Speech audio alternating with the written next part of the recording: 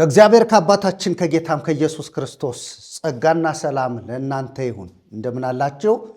በዓለም ዙሪያ ያላችሁ ውድ የአፍላገ ሕይወት ሚዲያ ተከታታዮች ወንድሞች፣ እህቶች፣ አባቶች፣ እናቶች በጌታችን በኢየሱስ ክርስቶስ ፍጹም ሰላም እያልኳችሁ ዛሬ እንግዲህ እንደሚታወቀው ሁሉ በአፍላገ ሕይወት ሚዲያ ልዩ ትምህርቶች እየተላለፉ ነው ያሉት።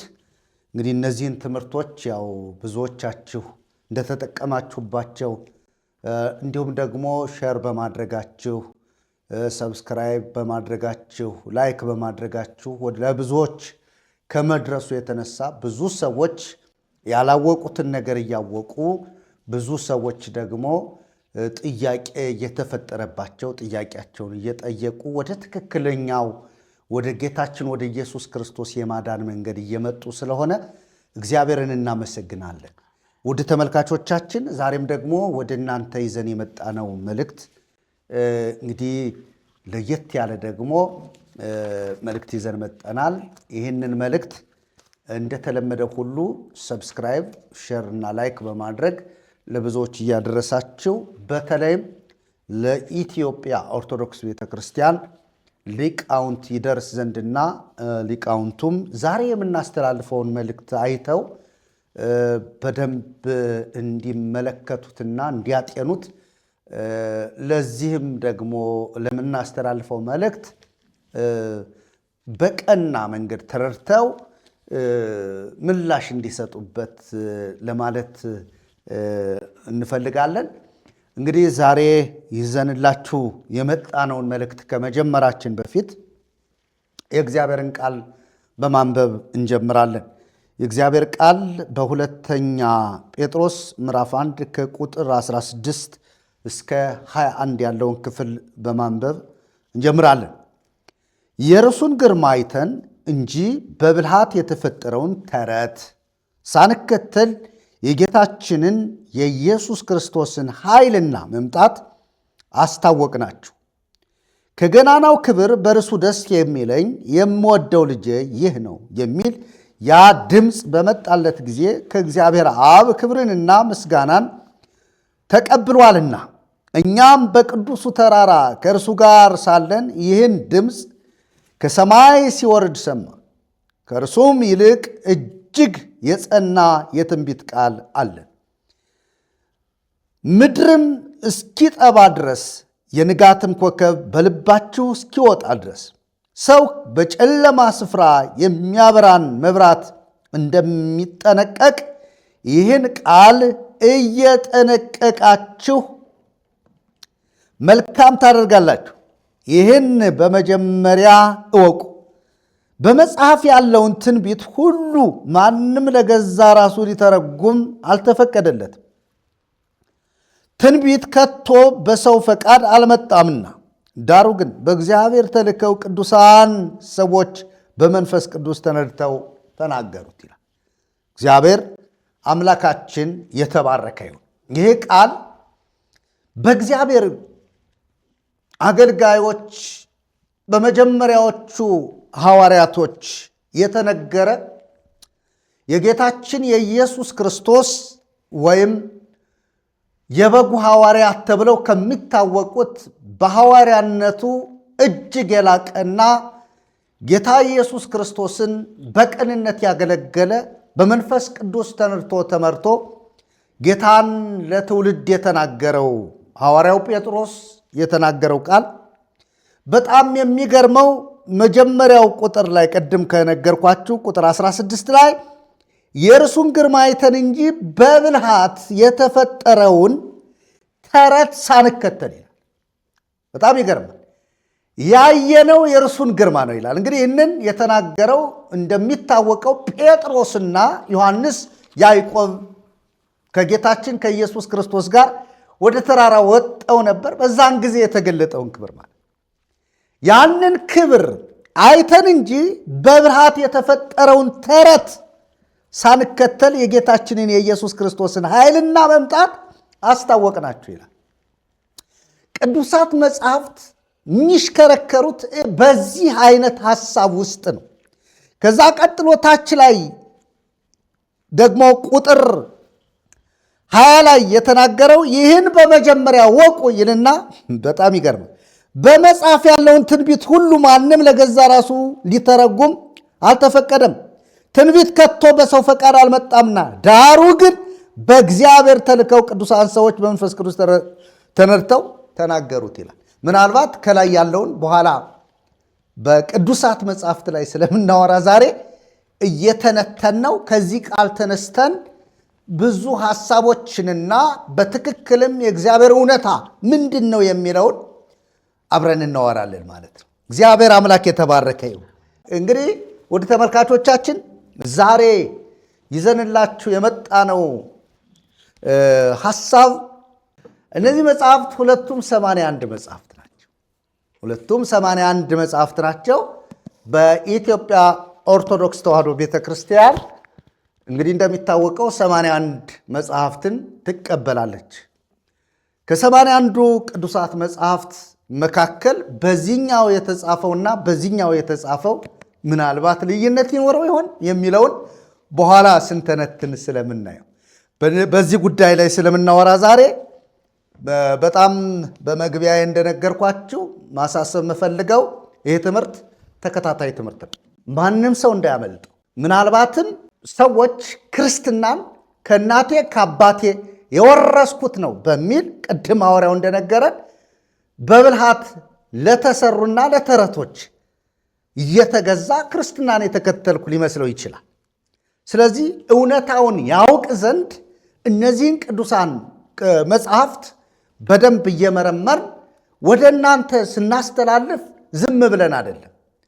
ሰዎች በምን ውስጥ እንደሆኑ እንዲያውቁ ራሳቸውን እንዲፈትሹም ጭምር ነው። ስለዚህ ሸር አድርጉት፣ ሰብስክራይብ አድርጉት። ተከታታይ የሚመጣላችሁን ይህንን መልእክት ተከታተሉ በማለት እንጀምራለን። በመጀመሪያ ቅዱሳት መጽሐፍት ወይም ቅዱሳን መጽሐፍትና አዋልድ መጽሐፍት ይባላሉ። ከ81ዱ ሁለቱ ናቸው። እነዚህ መጽሐፍት እንግዲህ የተቆጠሩ ናቸው። ቀኖና መጽሐፍት ናቸው። እነዚህን መጽሐፍት በኢትዮጵያ ኦርቶዶክስ ተዋሕዶ ቤተክርስቲያን ከሌሎች ዓለም አቀፍ ካሉ አብያተ ክርስቲያናት ለየት ባለመልኩ 81 ቅዱሳት መጽሐፍትን ትከተላለች። እንግዲህ እነዚህ ቅዱሳን መጽሐፍት ምናልባትም ከሌሎች አብያተ ክርስቲያናት ጋር የሚያመሳስላቸው 66ቱ ቅዱሳት መጽሐፍት አሉ። ነገር ግን ከነዚህ ደግሞ የተለዩ ሌሎች ስላሉ ቅዱሳት መጽሐፍትና ወይም ቅዱሳን መጽሐፍትና አዋልድ መጽሐፍት ምንድን ነው ልዩነታቸው? እንዴትስ ደግሞ አዋልድ ተባሉ? ከቅዱሳት መጽሐፍት እንዴት ተለዩ? የሚለውን መርጌታ ኃይለ ልዑል እርስዎ እንዲያብራሩ ለእርስዎ ልስጠዎት። እሺ፣ አመሰግናለሁኝ። ክብር ለእግዚአብሔር ይሁን። እግዚአብሔር ደግሞ ይህንን ምድል ስለሰጠን ስሙ የተባረከ ይሁን። ቅድም መርጌታ አንተ ስትናገር ባነበብከው ክፍል ላይ ምን የሚል ቃል አለ? እነ ጴጥሮስ በብልሃት የተፈጠረውን ተረት አይተን አልተከተልንም አሉ። በተራራው ጌታ ኢየሱስ ክርስቶስ የመለኮት ክብሩን ሲገልጥ በዚያ ነበርን ብለው ከተናገሩ በኋላ ምን አሉ? ከዚያ ይልቅ እጅግ የጸና የትንቢት ቃል አለ አሉ። እጅግ የጸና የትንቢት ቃል ከመገለጡ ማለት ነው። መገለጡ በጣም ትልቅ ነው። ኢየሱስ ክርስቶስ ብርሃነ መለኮቱን የገለጠበት ነው እና ይሄ በጣም የሚገርም ነገር ነው። ለሶስቱ ደቀ መዛሙርት ነው ያደረገው እና ጴጥሮስ ይሄ ትዝታ አለው፣ ግን ይህም ትዝታ ኑሮት ምንድን ነው የሚለው ግን ከዚያ ይልቅ የጸና እጅግ የትንቢት ቃል አለናል እና ቀጥሎ በጣም ሁልጊዜ የሚገርመው ነገር ሰው በጨለማ ላለ መብራት እንደሚጠነቀቅ ይላል። እናንተ ይህንን ቃል እየጠነቀቃችሁ መልካም ታደርጋላችሁ። እንግዲህ እኛ ሁላችንም የገጠር ልጆች ነን እና አንዳንድ ጊዜ በጨለማ መብራት ስንሄድ እንዴት እንደምንጠነቀቅ ታውቃላችሁ። በጣም እንጠነቀቃለን እንዳይጠፋብን ማለት ነው እና በዚህ መልክ ነው የገለጸው። የገለጸበት መንገድ ለእግዚአብሔር ቃል ምን አይነት ጥንቃቄ እንዲኖር ወይ ሊኖረን እንደሚገባ የተናገረበት ክፍል ነውና ሰው በጨለማ ላለ መብራት እንደሚጠነቀቅ ይላል። እየተጠነቀቃችሁ ለዚህ ቃል እየተጠነቀቃችሁ መልካም ታደርጋላችሁ ይላል እና ከዚህ የተነሳ ይህንን ይዘን ነው አሁን ይህንን ይዘን ወደ መጽሐፍ ቅዱስ ስንመጣ መጀመሪያ ራሱ መጽሐፍ ቅዱስ እንዴት ነው የተጻፈው? መጽሐፍ ቅዱስ እንዴት ተጻፈ? እንግዲህ መጽሐፍ ቅዱስ የተጻፈው በቅዱሳን ሰዎች ናቸው የጻፉት፣ በመንፈስ ቅዱስ ተመርተው እና እነዚህ ሰዎች ሲጽፉ የእግዚአብሔርን ቃል ከእግዚአብሔር እየሰሙ ነው የጻፉት። ምንም እንኳ የእነሱን የመጻፍ ችሎታ፣ ቋንቋ፣ ባህል ቢጠቀምም እግዚአብሔር ግን በመንፈስ ቅዱስ መሪነት የተጻፈ ነው። ለዚህ ነው መጠንቀቅም ያለብን፣ ሁልጊዜ ለእግዚአብሔር ቃል መጠንቀቅ ያለብን። የእግዚአብሔር ቃል ነው፣ በመንፈስ ቅዱስ የተጻፈ ነው። ሌላ ቃል እግዚአብሔር አልሰጠንም፣ ወይ ሌላ ቃል እንዲጨምርበት እግዚአብሔር አልፈለገም። የሰጠን ቃል ይሄ ነው። ይህንን ቃል ተጠንቅቀን ልክ በጨለማ ላለ መብራት ሰው እንደሚጠነቀቅ ማስተላለፍ አለብን ማለት ነው። ከዚህ የተነሳ አጻጻፉን ስንመለከት በመንፈስ ቅዱስ መሪነት እንደተጻፈ እናያለን። የጻፉት ደግሞ ራሱ ቅዱሳን ሰዎች ናቸው። በጣም የሚገርመው ነገር መጽሐፍ ቅዱስ ሲጻፍ በተለያየ ዓለም በተለያየ ቦታ በተለያየ ዘመን የተጻፉ እና ያው በጣም ብዙ ሰዎች ናቸው የጻፉት። ከ40 በላይ ሰዎች በመጽሐፍ ቅዱስ የመጽሐፍ ስራ ውስጥ ተሳትፈዋል ይባላል። ግን የሚገርመው በተለያየ ዘመን ጽፈውት፣ በተለያየ ቦታ ጽፈውት፣ በተለያየ ቋንቋ ራሱ በተለያየ ቋንቋ ተጽፎ መጽሐፉ ግን በመልእክቱ በሐሳቡ በዓላማው የእግዚአብሔር መንግስት በማስተዋወቁ ወጥ መጽሐፍ ነው እና ከዚህ የተነሳ ነው ለየትኛውም ዘመን ለየትኛውም ጊዜ ለየትኛውም ባህል ቋንቋ የሚሆን የእግዚአብሔር ቃል ነው እና የትኛውም ሰው ይህንን መጽሐፍ አንቦ እንዲለወጥ ያደረገው አንዱ ነገር ይሄ ነው። ለመጽሐፍ ራሱ ከ1000 ዘመናት በላይ ጨርሷል። እንደምናውቀው ለምሳሌ ሙሴ መጽሐፍ ከጀመረበት ጀምሮ ልክ መጽሐፍ እስከሚቆምበት ድረስ በተለይ ይሄ የጨለማው ዘመን እስከሚመጣ የጨለማው ዘመን የሚባለው ይሄ ከትንቢተ ሚክያስ በኋላ ያለው 400 ዓመት ነው እና ያ ዘመን እስከሚሆን ድረስ 1000 ምናምን ዓመት ጨርሷል። ይህንን 1000 ዓመት ነው የተጻፈው። ራሱ ልዩ የሚያደርገውም ይሄ ነው። አንዳንድ ጊዜ ጽሁፎች በተለያየ ቦታ ተጽፈው በተለያዩ ሰዎች ተጽፈው በተለያየ ዘመን ተጽፈው ግን የትምህርት ልዩነት፣ የሀሳብ ልዩነት፣ የመልእክት ልዩነት የላቸው እና ይሄ መጽሐፍ ቅዱስን ራሱ ከሌሎች መጻሕፍት በጣም የተለየ ያደርገዋል ማለት ነው። ሌላው ያው ስለ ቋንቋ ቅድም አንስተናል እና በ3 ቋንቋ እንደተጻፈ መጽሐፍ ቅዱስ ይናገራል። ዕብራይስጥ፣ አረማይክና ግሪክ የመጽሐፍ ቅዱስ ቋንቋዎች ናቸው።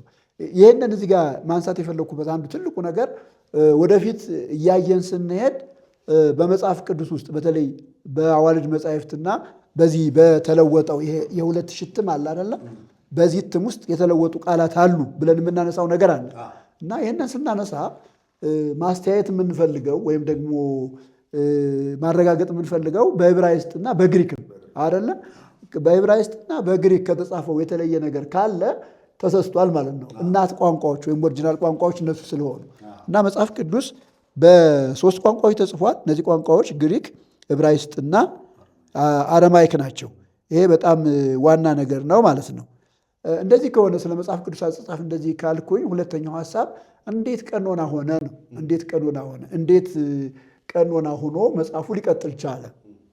እንግዲህ መጽሐፍ ቅዱስን ቀኖና ለማድረግ በተለያየ ዘመን ነው ቀኖና እንደሆነ የተደረገው። በተለይ የብሉይ ኪዳንን ቀኖና በተመለከተ በአብዛኛው ስለዚህ ቀኖና የሚጠቀሱት እነማን ናቸው ከተባለ የእግዚአብሔር ሕዝብ የእስራኤል ሕዝብ ነው አደለ? እግዚአብሔር ቃሉን የሰጠው መልእክቱን የሰጠው ለእስራኤል ነው እና የእስራኤል ሕዝብ ቀኖና ለማድረግ ሲፈልጉ ቀኖናን ወይም ቀኖና መጽሐፉን በቀኖና ውስጥ ለማካተት የተጠቀሙባቸው መስፈርቶች አሉ። አንደኛው ያው ነቢያዊ ስልጣን ነው። ቀኖና ሲያደርጉ እንግዲህ የማንኛውም ሰው ጽሑፍ አይደለም ቀኖና የሆነው። ለምሳሌ ቀሩ የምንላቸው መጻሕፍት ወይም ደግሞ አልተካተቱም የምንላቸውን መጻሕፍት ለምን አልተካተቱም የሚለውን ጥያቄ ራሱ ስናነሳ ከጻፊያቸው የተነሳ ነው። አንድ የመጀመሪያው ነገር ማለት ነው። እነዚህኞቹ በቀኖና ውስጥ የተካተቱ መጻሕፍቶች ቀኖና ከመሆናቸው በፊት ነቢያዊ ስልጣን አላቸው። ነቢያዊ ስልጣን ማለት ነው ከእግዚአብሔር ሰምተው የተናገሩት ወይም ደግሞ እግዚአብሔር የጠራቸው ሰዎች እግዚአብሔር ጠርቷቸው በእግዚአብሔር ተሹመው በእግዚአብሔር ሕዝብ መካከል ያገለገሉ። ይሄ ነቢያዊ ስልጣን ወይም ፕሮፌቲክ አውቶሪቲ ተብሎ ተቀምጧል። ይሄ አንዱ ነው። ሁለተኛው ነገር ደግሞ ከእግዚአብሔር ቃል ጋር ያለው ስምምነት ነው። እንግዲህ ይኸውላችሁ ቅድም እያወራሁ ነበረ። ሰዎች በተለያየ ቦታ ነው የጻፉት፣ በተለያየ ዘመን ነው የጻፉት፣ በተለያየ ቋንቋ ነው የጻፉት። ይህን የተለያየ እውቀት ደረጃ አላቸው።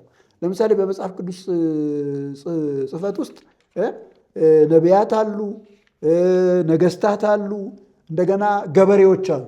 እና አሞጽ ለምሳሌ ገበሬ እንደነበሩ ታሪካቸው ይናገራል።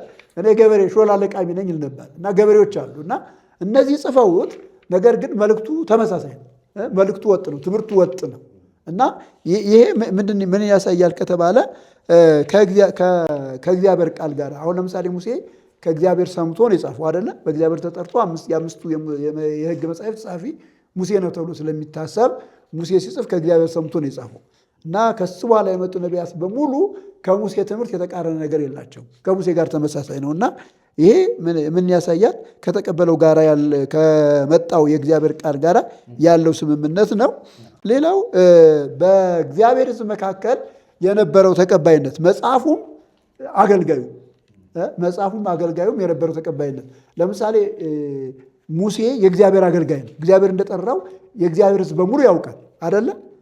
ሕጉ ደግሞ መጽሐፉ ደግሞ ከእግዚአብሔር እንደተቀበለው ሕዝቡ ያውቃል። እንደዚህ አይነት ነገር ለምሳሌ ኢያሱ ብናይ ኢያሱ በእግዚአብሔር ሕዝብ መካከል አገልጋይ ነው አይደለ?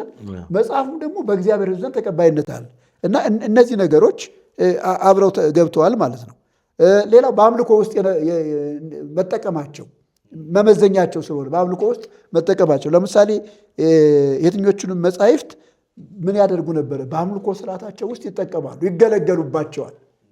አሁን ምናልባት ሌላ ጊዜ ወደ አዲስ ኪዳን ስንመጣ እናያለን እና የእኛ ቤተክርስቲያን አምልኮ አብዛኛው ከአዲስ ኪዳን ጋር ተያይዞ የተቀረጸ ነው ያለው እና እያንዳንዱ ቤተክርስቲያኒቱ የምታነባቸው መልእክታት በ27ቱ የአዲስ ኪዳን መልእክታት ውስጥ ያለ ነው፣ የተለየ ነገር አይደለም እና ልክ እንደዚህ በእግዚአብሔር ሕዝብ ውስጥ ምን ያደርጉ ነበረ? ለአምልኮ ይጠቀሙ ነበረ። ለምሳሌ መዝሙረ ዳዊት ብዙ ጊዜ በእስራኤል በጣም የተለመደ ነው።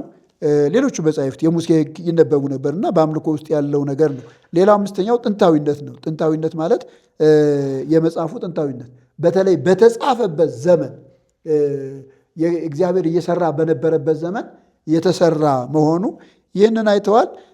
መንፈሳዊ ስልጣንም እንደ መመዘኛ ተጠቅመዋል። መንፈሳዊ ስልጣን እግዚአብሔር ነግሯቸው መጻፋቸው እግዚአብሔር ተናግሮ መጻፉ። ለምሳሌ የሙሴን እንደው ያው ዋና ስለሆነ የሚታወቅ ስለሆነ የሙሴን ብናየው ምን ይላል?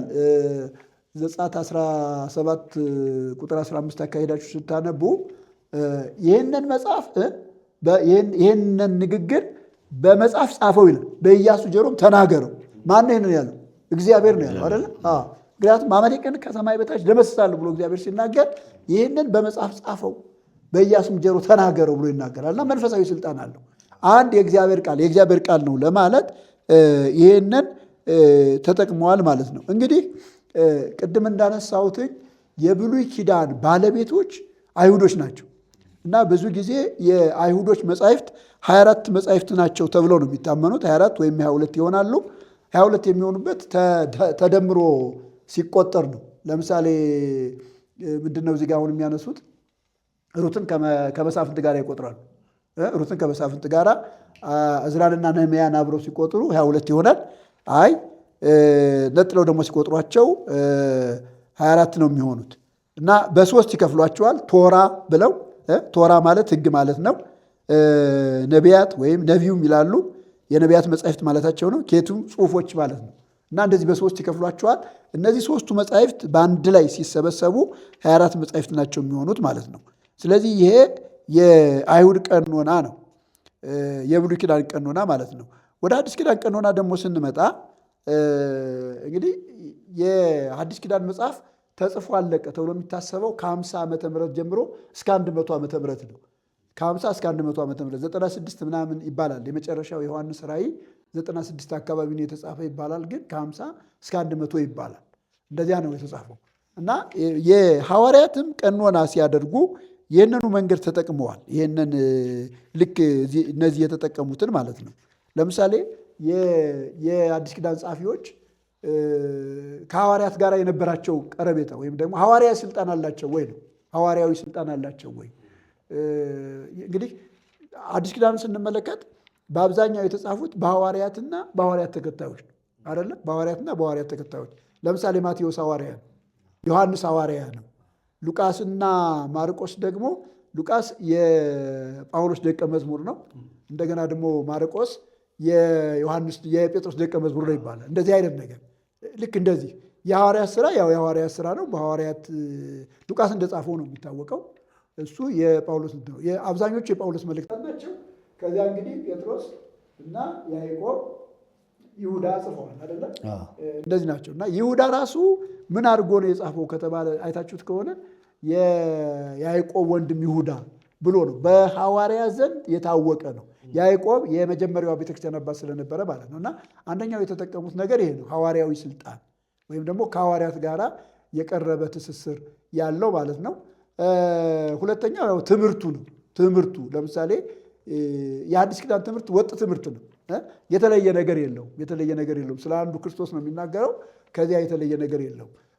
ሶስተኛው እንግዲህ በጥንት ቤተክርስቲያን በሁሉም ቦታ መነበባቸውን ነው የተጠቀሙት። በሁሉም ቦታ መነበባቸው ተነባቢነታቸውን ልክ ጳውሎስ አሁን መልእክትን የጻፈው አይደለ? መጀመሪያ ሲጽፍ ደብዳቤ ነው የጻፈው። ግን እነዚያ ደብዳቤዎች እየዞሩ በሁሉም ቦታ ይነበቡ ነበረ። የጴጥሮስን መልእክት እንደዚህ 7ቱን መልእክታት ስናነብ እነሱ ዓለም አቀፍ መልእክታት ነው የሚባሉት። እና ዓለም አቀፍ መልእክታት የሚባሉት ምንድን ነው? ለተበተኑ ክርስቲያኖች ስለተጻፉ ክርስቲያኖች ባሉበት ቦታ ሁሉ እየሄዱ ይነበቡ ነበረ። እና እነዚህን በመጠቀም አዲስ ኪዳንም ቀኖና ሆኗል ማለት ነው። ክብር ለእግዚአብሔር ይሁን። ታዲያ እነዚህ በቀኖና ውስጥ ያልተካተቱ መጻሕፍት እንዴት አልተካተቱም ነው? አሁን ለምሳሌ እየተጨመሩ ያሉት መጻሕፍት አሉ አይደለም? እነዚህ በቀኖና ውስጥ ያልተካተቱት ለምንድን ነው? እንግዲህ ያልተካተቱበትን ምክንያት ስናነሳ አንደኛው ቅድም እንዳነሳ ነው ነቢያዊ ስልጣን የላቸውም። ነቢያዊ ስልጣን የላቸውም። ለምሳሌ እነዚህን መጻሕፍት የጻፉት መጻሕፍት ማን እንደሆኑ እነማን እንደሆኑ በእግዚአብሔር ሕዝብ ውስጥ ያላቸው አገልግሎት ምናምን አይታወቅም። አሁን ለምሳሌ ኩፋሌ ዘተከፍለ ኦሪት ይላሉ፣ ከኦሪት የተከፈለ ነው ይላሉ። ግን ማን ጻፈው ለሚለው መረጃ የለም። ሙሴ ነው ይላሉ። ሙሴ ለመጻፉ ማረጋገጫ የለም። 5ቱን የሕግ መጻሕፍት ግን ሙሴ ለመጻፉ ማረጋገጫ አለ። ሕዝቡ የእግዚአብሔር ሕዝብ ተቀብሎ ምን ያደርግ ነበር? ይጠቀምባቸው ነበር። ኩፋሌንስ አያውቀው። ሄኖክ አለ ለምሳሌ ሄኖክ አለ። አሁን ሄኖክን ማን ጻፈው ሲባል ሄኖክ ከመወሰዱ በፊት ተጻፈ ነው የሚባለው አይደለ? ከመወሰዱ በፊት ከማረጉ በፊት ተጻፈ ነው የሚባለው። ማረጋገጫ የለም። እንዲያውም በጥናት እንደተረጋገጠው ሄኖክ በነበረበት ዘመን ጽሑፍም አልነበረም። አይደለም መጽሐፍ ሊጻፍ ይቅርና በዚያን ሰዓት ገና የጽሑፍ እንትን እንኳ አልተጀመረም። ጽሑፍ ተጀመረ ተብሎ የሚታሰበው በጥናት ከ5000 ዓመት በፊት ነው። እንደዚያ ነው የሚባለው። እና ሄኖክ የነበረበት ዓመት ሲጠና ከ7000 እና ከ6000 ዓመት በፊት ነው ሄኖክ የነበረው ሲጠና ማለት ነው። እና በሄኖክ ዘመን ጽሑፍ አልነበረም። ሌላው ደግሞ ሄኖክን ልዩ የሚያደርገው የትኛውም የቤተ ክርስቲያን አባት ሄኖክን በቀኖና ውስጥ አላካተተም። በኋላ ምናልባት ጊዜ ሳገኝ ይህንን ቀኖናን የሰሩ አባቶች አሉ። እሱን ካስፈለገ ማንሳት እንችላለን። ያለዚያም የትኛውም የቤተ ክርስቲያን አባት ሄኖክን አላካተተም እና ጸሐፊያቸው አይታወቅም። የጸሐፊያቸው ነቢያዊ ስልጣን ያለው ጸሐፊ የለም ማለት ነው። ስለዚህ በዚህ ምክንያት አልተካተቱም። ሁለተኛ ትምህርቱ ነው። ትምህርታቸው እርስ በርሳቸውም እንደገናም ደግሞ ከትክክለኛው የእግዚአብሔር ቃል ጋርም ይጋጫሉ። እሱም በኋላ እናያለን። ያው ስለሚነሳ ሀሳቡ እዚያ ጋር በደንብ በስፋት እናያለን ማለት ነው። ሶስተኛው ለአምልኮ የተጠቀማቸው አካል የለም። ለአምልኮ በየትኛውም የአይሁድ የሃይማኖት ስርዓት ውስጥ ተካተው ለአምልኮ አልተጠቀሙባቸውም። ለምንድን ነው? እነሱ ሕጉን ያነቡ ነበረ። ሕጉን ተሰብስበው ኢብን ቤተ መቅደሱ ከፈረሰ በኋላ አይሁድ ተበትነው በምኩራብ ሕጉን ያነቡ ነበር። በተለያየ ዓለሙ ነው ምኩራብ የአይሁድ እንትን ነው፣ የአይሁድ መሰብሰቢያ ሕጉን ለማጥናት ማለት። ቤተ መቅደሱ መሄድ የማይችሉ ሰዎች፣ ኢየሩሳሌም መሄድ የማይችሉ ሰዎች ምኩራብ ይፈጥሩና ከ12 እስከ 20 ምናምን የሚሆኑ ሰዎች ተሰብስበው በሰንበት ሕጉን ያነባሉ። እና በዚያ ውስጥ ግን ይህንን የተጠቀመ ምንም አይነት አካል የለም። እና ለዚህ ነው የእግዚአብሔር ሕዝብ ምን አላለባቸውም ማለት ነው፣ አልተጠቀመባቸውም። በዚህ ምክንያት ውድቅ ነዋል ማለት ነው። ሌላው እንትን የላቸውም፣ ይሄ መለኮታዊ ስልጣን የላቸውም። ከእግዚአብሔር የተሰሙ አይደለም። እንግዲህ በአብዛኛው እነዚህ ተጻፉ የሚባለው በ400 የጨለማው ዘመን ነው።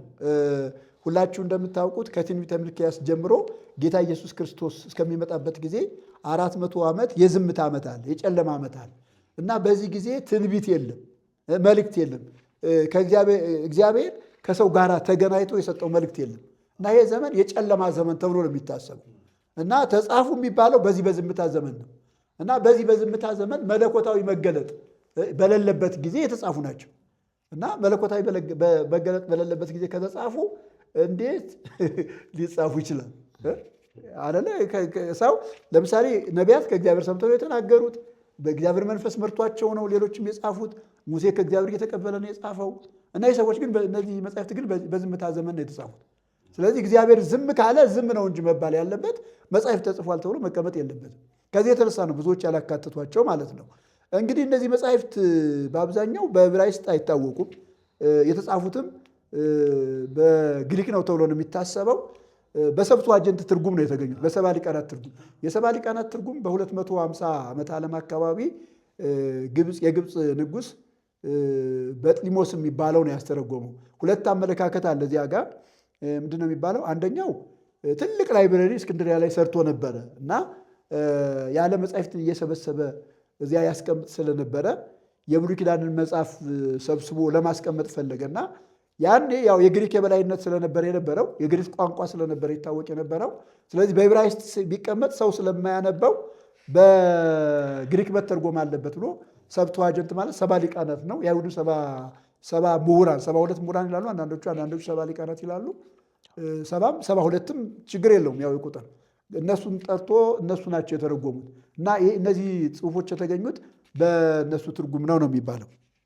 ትንሽ ናቸው እነዚህ አሁን እዚያ የተገኙት መጻሕፍት ብዙ አይደሉም። የቮልጌት ትርጉም ላይ በእንግሊዝኛ የተተረጎመው የቮልጌት ትርጉም ላይ ይቅርታ፣ በእንግሊዝኛ ሳይሆን በላቲን በተተረጎመው የቮልጌት ትርጉም ላይ እነዚህ ጽሑፎች አሉ እና ከዚህ የተነሳ እነዚህን የካቶሊክ ቤተክርስቲያን ትቀበላለች። ከዚህ የተነሳ ማለት ነው ቮልጌት ላይ ስላሉ እና በዚህ ምክንያት ነው የተተረጎሙት ይባላል። ሁለተኛው ነገር ደግሞ አይሁድ የዕብራይስጥ ቋንቋ የረሱ ስለመጡ ይሄ በተለያየ ዓለም ተበትኖ ነበር። አይሁድ ለእነሱ ሲባል የተተረጎመው ይባላል። ግን ምንም ይሁን ምን እነዚህ መጻሕፍት ወደ ግሪክ በተተረጎመው መጽሐፍ ላይ ተገኝተዋል። ግን በዕብራይስጥ ግን አይታወቁም። ደግሞ ቅድም እንዳነሳሁትን የብሉይ ኪዳን ዋና ባለቤቶች እነማን ናቸው ከተባለ እስራኤላውያን ወይም ደግሞ የእግዚአብሔር ሕዝብ ነው። የእስራኤል መጽሐፍ 24 ነው ብያለሁ አይደለ? 24 ወይም 22 ነው ብያለሁ። ግን የሚገርመው ነገር እነዚህ 39ኙ እዚህ 66ቱ ላይ ያሉ 39ኙ መጻሕፍት እዚያ ውስጥ አሉ። ይሄ ነው አይደለ? 66ቱ እዚህ ውስጥ ያሉት አሉ። ምንድን ነው እነሱ ይህንን ያደረጉት? ነቢያትን ለምሳሌ 12ቱን ነቢያት አንድ ላይ ቆጥረዋል። እንደገና ደግሞ እነዚህ ትልቅ ነቢያትን እንደዚህ አድርገው ቆጥረው 24 አድርገዋቸዋል እንጂ ሁሉም አሉ። ሲዘረዘሩ ስንት ነው የሚሆኑት ከተባለ 39 ነው። እና ቤተ ክርስቲያን በተለይ በሐዲስ ኪዳን ያለችው ቤተ ክርስቲያን ይህንን ወስዳለች ይባላል። ይህንን ደግሞ ለመውሰድ እንደ ምክንያት የተጠቀሙበት ጌታ ኢየሱስ ክርስቶስ አንድ ቃል ተናግሯል በሉቃስ ላይ። በተለይ በጌታ በኢየሱስ ክርስቶስም ተረጋግጠዋል ተብሎ ስለሚታሰብ ጌታ ኢየሱስ ክርስቶስ የተናገረው አንድ ቃል አለ። ምን የሚል ቃል አለ መሰላችሁ? ቁጥር ሉቃስ 24 ቁጥር 34 ላይ እርሱም ከእናንተ ጋር ሳለሁ በሙሴ ሕግና በነቢያት በመዝሙራት ስለ እኔ የተጻፈ ሁሉ ይፈጸም ዘንድ ይገባል ብዬ የነገርኳችሁ ቃል ይህ ነው አላቸው ይላል። ነቢያት እና መዝሙራት፣ አንዳንድ ቦታ እንዲያውም መጻሕፍት ይላል። በመጻሕፍት የተጻፈው ይላል እና መጻሕፍት የሚለው ጽሑፎች ስለሚል ከዚህ የተነሳ ጌታ ኢየሱስ ክርስቶስም እነዚህን ነገሮች አረጋግጧል የሚል ሐሳብ አለ። ስለዚህ ከዚህ የተነሳ ምንድን ነው እነዚህኞቹ ከቀኖና ተለይተዋል። የእግዚአብሔር ቃል ግን ቅድም ባነሳዋቸው መስፈርት መካከል ቀኖና ሆኖ ተላልፏል። ከዚህ የተነሳ ነው ይሄ በተለይ 66ቱ መጻሕፍት 39ኙ የብሉይ ኪዳን መጻሕፍት የትኛውም ክርስቲያን ማህበረሰብ የሚቀበለው። በነገራችን ላይ እነዚህን መጻሕፍት የትኛውም አካል ይቀበላል። አንድ ሐሳብ ልጨምርና አቆማለሁኝ። እንግዲህ መጻሕፍትን በተመለከተ መጻሕፍትን የሚቀበሉ የተለያዩ እንትኖች አሉ፣ ሃይማኖቶች አሉ። መጻሕፍትን የሚቀበሉ ትልቁን የመጽሐፍ ቁጥር የምትቀበለው የኢትዮጵያ ኦርቶዶክስ ቤተክርስቲያን ነች። ትልቁን የመጽሐፍ ቁጥር የምትቀበለው ማለት ነው። ለምሳሌ ካቶሊኮች 73 ይቀበላሉ። 73 መጽሐፍ ይቀበላሉ። 39ኙ የብሉይ ኪዳን መጻሕፍት ላይ ስንት ጨምረው ነው? 7 መጻሕፍት ነው የሚጨምሩት። 7 መጻሕፍት እና የካቶሊክ መጽሐፍ ቅዱስ ብሉይ ኪዳን 76 ብሉይ ኪዳን 46 አዲስ ኪዳን 27 ነው እና ይሄ ሲደመር 73 ነው የሚለው። ይህንን ይቀበላሉ። እንደገና የግሪክ ኦርቶዶክሶች የሚባሉት ደግሞ እነሱ በተመሳሳይ 46 ብሉይ ኪዳንን 27 አዲስ ኪዳንን ይቀበላሉ። ግን አንዳንዶቹ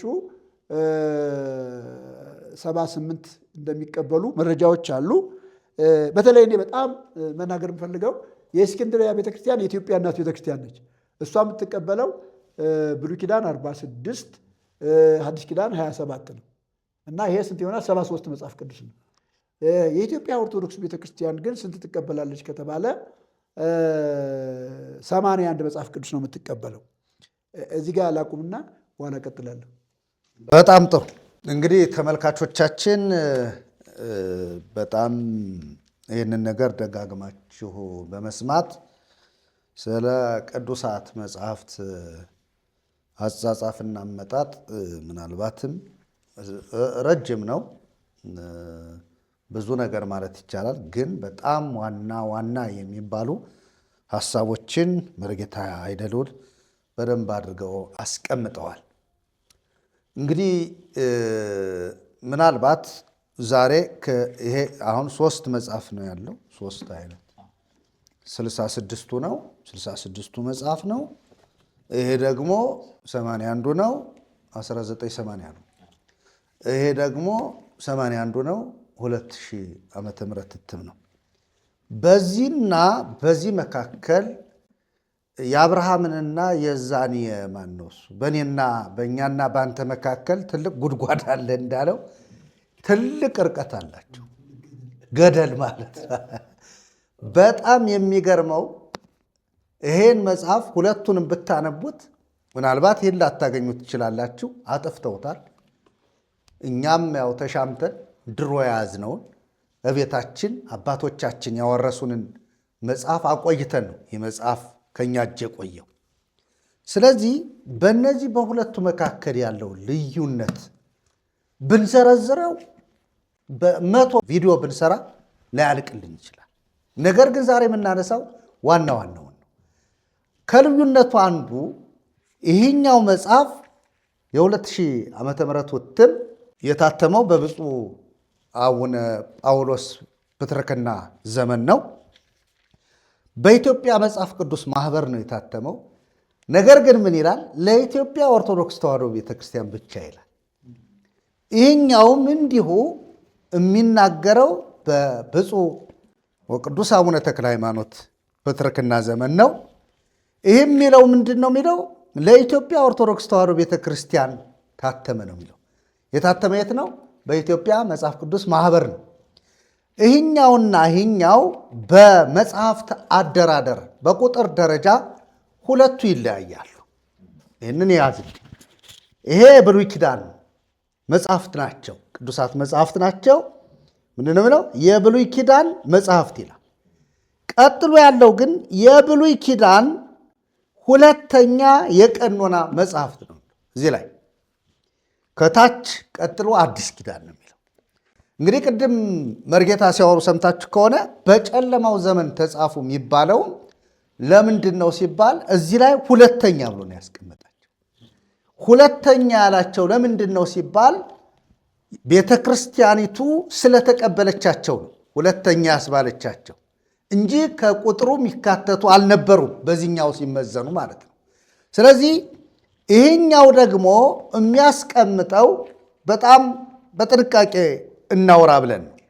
ይህኛውም እንዳልኳችሁ የኢትዮጵያ ኦርቶዶክስ ተዋሕዶ ቤተክርስቲያን አሁን ከ2000 ዓመተ ምህረት ጀምሮ የምትጠቀምበት ይህኛውን ያስወገደችበት በአቡነ ተክለ ሃይማኖት ወይም ደግሞ በ1980 የታተመውን መጽሐፍ ያስወገደችበት ይህንን የተካችበት መጽሐፍ ነው። ይህንን ስናየው እንደዚህኛው ሁለተኛ አይልም። የሚገርም ሁለተኛ የሚባሉትን ብቻቸውን ራሳቸውን ከሚልኪያስ ቀጥሎ ነው ያስቀመጣቸው ይህኛው መጽሐፍ ቅዱስ 1980።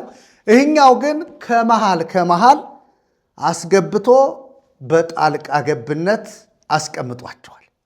እንግዲህ በዚህ እና በዚህ መካከል ያለው ርቀት ትልቅ፣ በመካከላቸው ትልቅ ጉድጓድ አለ የምንለው ከዚህ ተነስተን ነው። እንግዲህ ዛሬ የምናወራው ወገኖች በእነዚህ መጽሐፍት ላይ ሳይቀር አሁን ሁለቱን እያንዳንዳቸውን ይዘታቸውን እንኳ ብናየው ለምሳሌ ያው አምስቱ የሕግ መጽሐፍት ተብሎ ያው በዚህኛው የተቀመጠው ተቀምጧል። ነገር ግን ደግሞ ቀጥሎ ያለው መጽሐፈ ኢያሱ ነው፣ መጽሐፈ መሳፍንት ነው፣ መጽሐፈ ሩት፣ መጽሐፈ ሳሙኤል ቀዳማዊ፣ መጽሐፈ ሳሙኤል ካልዕ፣ መጽሐፈ ነገሥት ቀዳማዊ፣ መጽሐፈ ነገሥት ካልዕ፣ መጽሐፈ ዜና መዋዕል ቀዳማዊ፣ መጽሐፈ ዜና መዋዕል ካልዕ፣ መጽሐፈ ኩፋሌ ይላል። ከየታመጡት ይህንን ከሁለተኛው ቅድምን ብለዋል መርጌታ። እነዚህ መጽሐፍት ጸሐፊዎቻቸው ትንቢታዊ ወይም ደግሞ መለኮታዊ ስልጣን የሌላቸው ናቸው። ጸሐፊዎች ራሳቸው ከእግዚአብሔር ያልሰሙ ናቸው፣ አይታወቁምም ጭምር። ምናልባት በደንብ አድርገን ማውራት ስላለብን እንግዲህ ኩፋሌ መጡ የተቀመጠው መሀል ላይ ነው። መሀል ላይ ቀጥሎ ነው መጽሐፈ ዜና መዋዕል ላይ። ቀጥሎ ያለው መጽሐፈ ሄኖክ ነው። ሁለቱም ከየት ነው የመጡት? ከሁለተኛው ተጨማሪ ነው። እንደዚህ እያለ እየተቀላቀለ ይቀጥላል። አሁን ትልቅ የሆነ የመጽሐፍ ቅዱስ ተፋልሶ ዘመቻ በቤተ ክርስቲያን ተደርጓል ማለት ነው። ከዚህ ተነስቶ ነው እንግዲህ ቤተ ክርስቲያኒቱ አሁን ከነዚህ መጽሐፍት እንኳ ተነስተን ብናያት መጽሐፍ አልባ እየሆነች ነው። መጽሐፍ ቅዱስ አልባ እየሆነች ነው። ከቅዱሳት መጽሐፍት ውጭ እየሆነች ነው ማለት ነው። እንግዲህ ይህንን አስመልክቶ ብዙ እናወራለን። ዛሬ የምናወራው በከፊል ቢሆንም አሁን ቀጥለን የምናየው በእነዚህ መጽሐፍት ውስጥ ላይ ያሉትን አንዳንድ ተቃርኖዎች እናነሳለን። ለምሳሌ እንግዲህ ምናልባት ዘፍጥረት ላይ ሊሆን ይችላል ተቃርኖ ያለው። እንደገና አምጥተው የቀላቀሉት ኩፋሌ ሊሆን ይችላል ያንን የዘፍጥረትን ቃል እንደገና በራሱ ሐሳብ ደግሞ በጣም የሚገርመው ሁለቱንም መንፈስ አልባ መጽሐፍት አድርገዋቸዋል። ሁለቱንም ቅዱሳት መጽሐፍትንም አዋልድ መጽሐፍትም ሁለቱም ተመሳሳይ መንፈስ አልባ መጽሐፍት እየሆኑ ለምን ሲባል ከትርጉማቸው አንጻር ከይዘታቸው አንጻር ማለት ነው። ስለዚህ ቄስ ምናልባት ከተጣረሱት ወይም ደግሞ ከተቃረኑት ቃላት ውስጥ ምን ይዘዋል? እሱ ይቀጥሉ። ደግሞ ክብር ሁሉ ለአምላካችን ለእግዚአብሔር ይሁን። የጊዜ ባለቤት ጊዜን ስለሰጠን ደግሞ ለአድማጮቻችንና ለተመልካቾቻችን ጠቃሚ የሆነውን ነገር የእግዚአብሔርን ቃል ለይቶ መረዳት የሚቻልበትን ትምህርት እንድናስተላልፍ እግዚአብሔር ጊዜን ሰጥቶናልና እግዚአብሔር የተመሰገነ ይሁን። ከያዝነው ሐሳብ በእግዚአብሔር ቃል መመዘንና ያለባቸው በመጽሐፍ ቅዱስ ውስጥ የተዳበሉ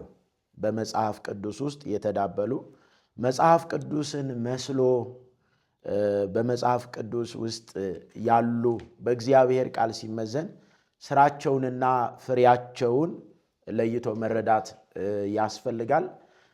ከዚህ አንጻር እንግዲህ እግዚአብሔር አምላክ ሐሳቡን ለሰዎች በመግለጥ ሰዎች ደግሞ በመንፈስ ቅዱስ ተነድተው ቅዱሳን መጻሕፍትን ጽፈዋል።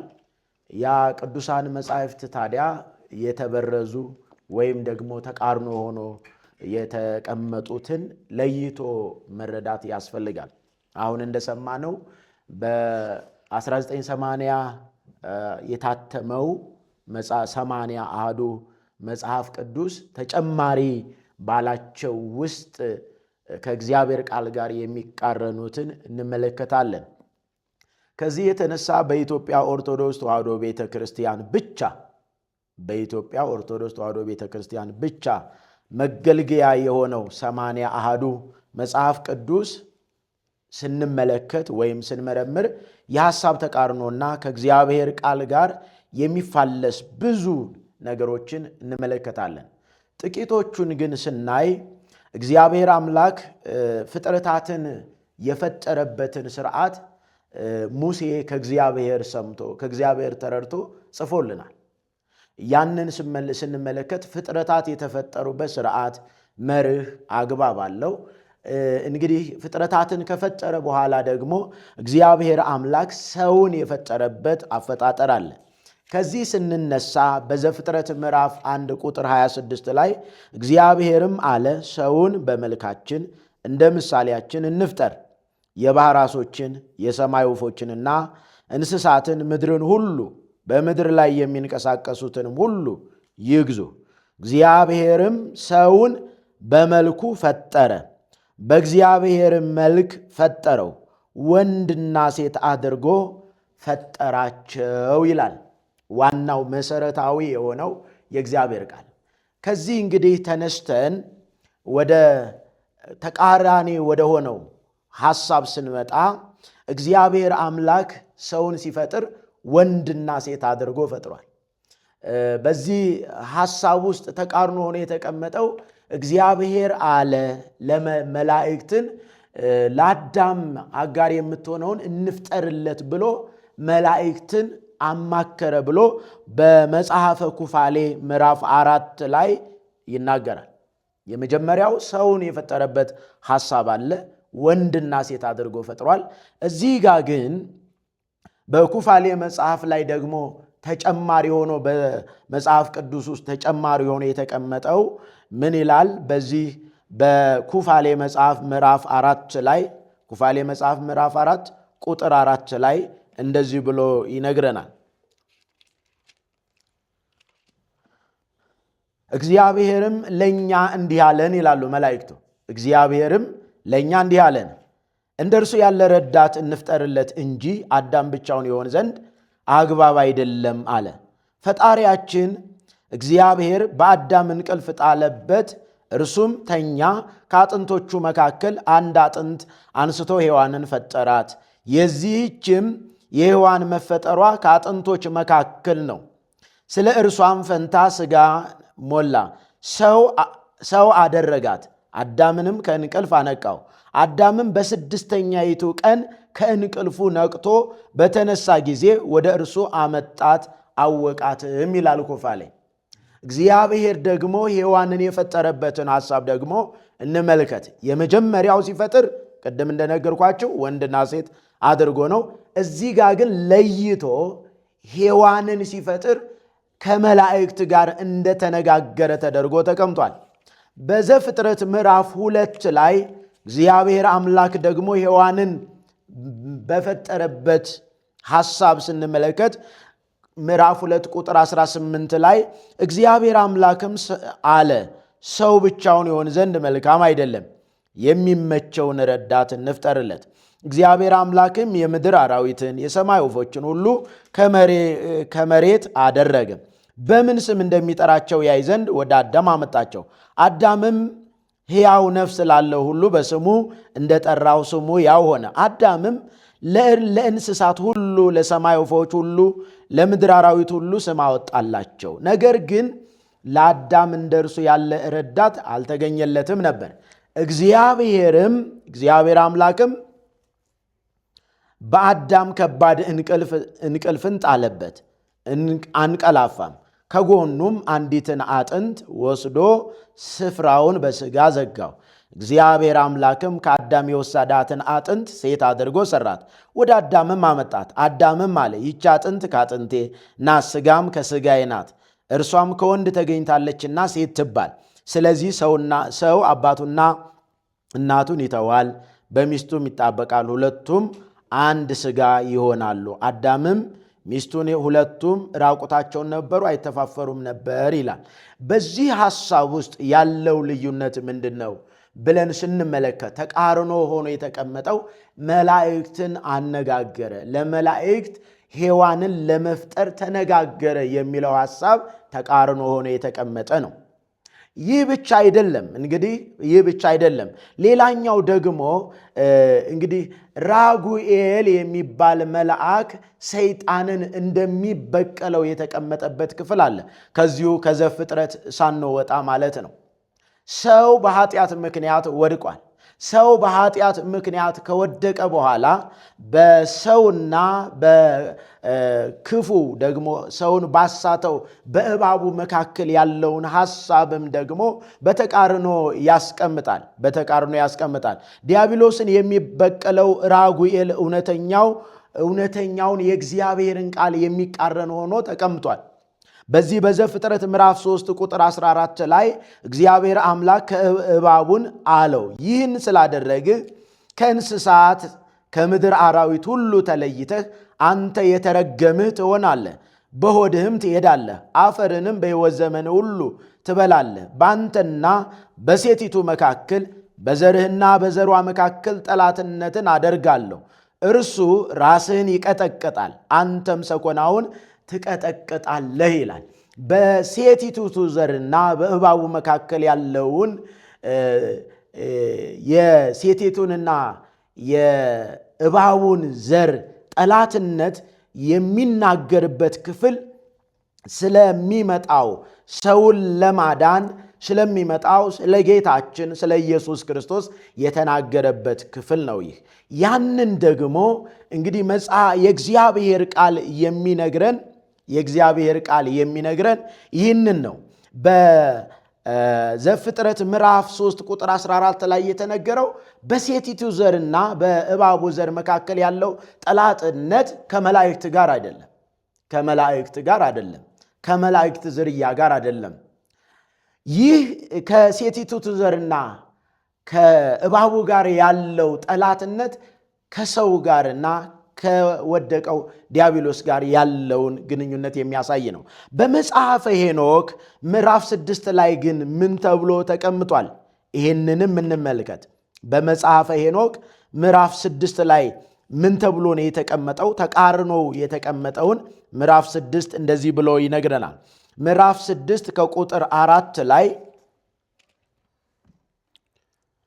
ዲያብሎስን የሚበቀለው አጋንንትንም የሚበቀላቸው ከከበሩ ከመላእክት አንዱ ራጉኤል ነው ይላል መጽሐፈ ሄኖክ።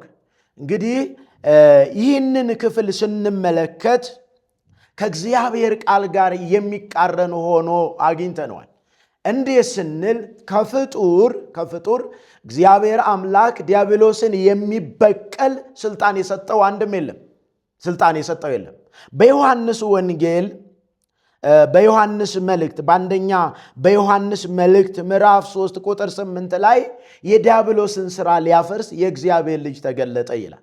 የዲያብሎስን ሥራ ለማፍረስ ዲያብሎስን ደግሞ ከሰው ልጆች ሕይወት ለማስወገድ ከሰማይ የመጣው ለዛም ደግሞ ብድራትን ይመልስ ዘንድ ስልጣን ያለው ኢየሱስ ክርስቶስ ሆኖ ሳለ በዚህ በመጽሐፈ ሄኖክ ላይ የቀረበው ግን ምን ተብሎ ነው? ራጉኤል የሚባል መልአክ ዲያብሎስን እንደሚበቀለው ተደርጎ ነው የተቀመጠው። ይህ ሌላኛው ተቃርኖ ነው።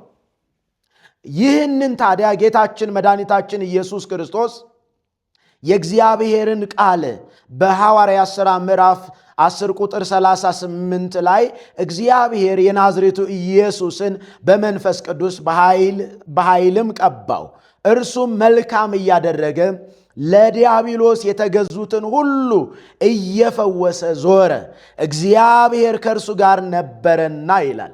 እንግዲህ ዲያብሎስን ድል የነሳው፣ ዲያብሎስን ሥራውን ያፈረሰው፣ ዲያብሎስን ከሰው ሕይወት ያስወገደው፣ ስልጣኑን የሻረው ኢየሱስ ክርስቶስ ሆኖ ሳለ የመጽሐፈ ኩፋሌ ጸሐፊ ግን ዲያብሎስን የሚበቀለው መልአክ ራጉኤል ነው ብሎ አስቀምጧል።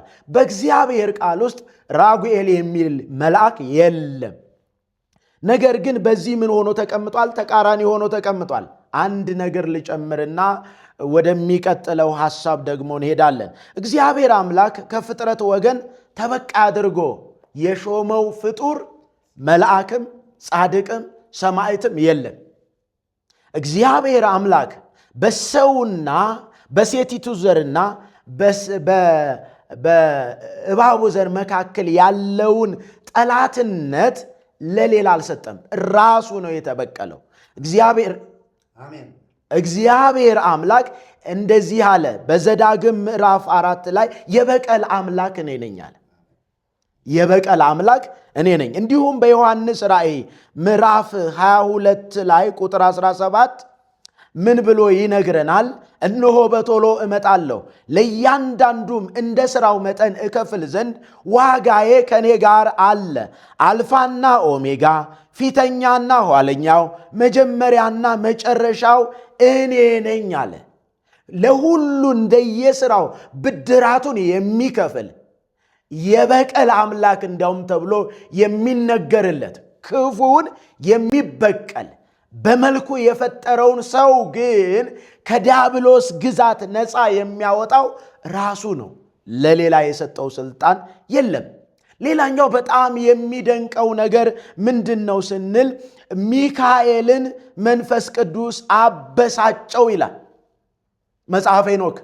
ሚካኤልን መንፈስ ቅዱስ አበሳጨው ይላል። ስለ መንፈስ ቅዱስ በዮሐንስ ወንጌል የተነገረውን እስቲ እንመልከት። ስለ መንፈስ ቅዱስ ማንነት፣ መንፈስ ቅዱስ እሱ ራሱ እግዚአብሔር ነው። መንፈስ ቅዱስ ግን ሚካኤልን፣ መልአኩ ሚካኤልን ምን አለው? አበሳጨው ብሎ መጽሐፈ ሄኖክ ይጽፋል። ይህ ሌላኛው ተቃርኖ ነው። ተመልካቾቻችንና አድማጮቻችን በእርግጥ ልብ ብላችሁ በመመርመር በማስተዋል አጽንዖት በመስጠት ነገሩን እንድትከታተሉት በጌታ ፍቅር ልናሳስባችሁ እንወዳለን። ለምን ስንል የእግዚአብሔርን እውነት ለይተን መረዳት ስለሚያስፈልግ። ከእናንተ ዘንድ ስኖር ይህንን ነግሬያችኋለሁ። አብ በስሜ የሚልከው ግን መንፈስ ቅዱስ የሆነው አጽናኝ እርሱ ሁሉን ያስተምራችኋል፣ እኔም የነገርኋችሁን ሁሉ ያሳስባችኋል ብሎ ጌታችን መድኃኒታችን ኢየሱስ ክርስቶስ ተናገረ። እንግዲህ መንፈስ ቅዱስ አጽናኝ እንደሆነ የእግዚአብሔርን ቃል የሚያሳስብ የሚያስተምር መሪ እንደሆነ ነው የተነገረው። እውነተኛው የእግዚአብሔር ቃል ይህንን ነው የሚለው። በመጽሐፈ ሄኖክ ምዕራፍ 19 ላይ የተቀመጠውን ደግሞ ስንመለከት እንደዚህ ይላል። በመጽሐፈ ሄኖክ ምዕራፍ 19ን ስንመለከት ተቃርኖ ሆኖ የተቀመጠው እንደዚህ ሐሳቡን ይነግረናል። በዚህ በኢዮቤልዩ በሱባኤ ውስጥ በሚቆጠርበት በሁለተኛው ዓመት